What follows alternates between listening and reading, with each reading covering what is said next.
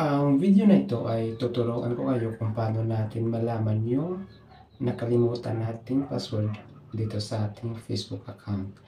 So, ito lang yung ating gagawin para malaman natin yung password natin. Yan. Open lang natin yung Google Chrome. Google Chrome. Tapos dito may makikita tayong profile natin. Ito yung Gmail account natin. So, click natin yung picture natin sa gilid. So, ito yung Gmail account natin.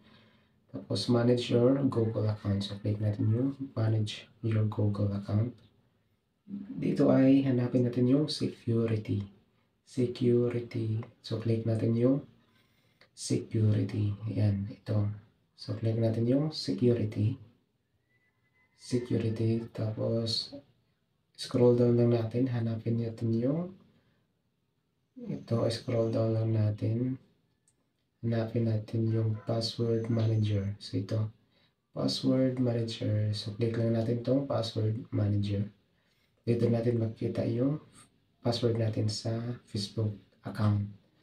Kung nakalimutan natin yung Facebook account. So, dito hanapin natin yung Facebook account. Ito, facebook.com.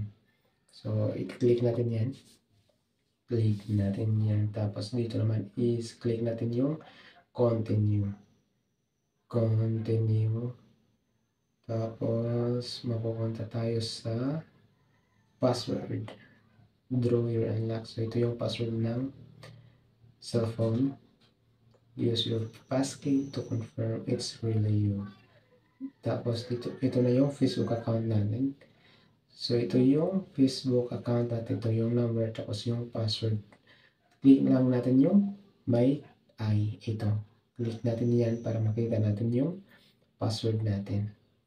Ito yung Facebook account natin na nakalagin sa ating Gmail account. So, click lang natin yung may mata or eye na logo.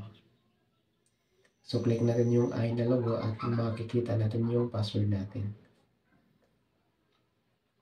Ayan. So, i-copy lang natin tapos pwede na tayo mag-login sa ating Facebook account. So, ganun lang kasimple kung paano natin malaman yung nakalimutan nating password dito sa ating Facebook account.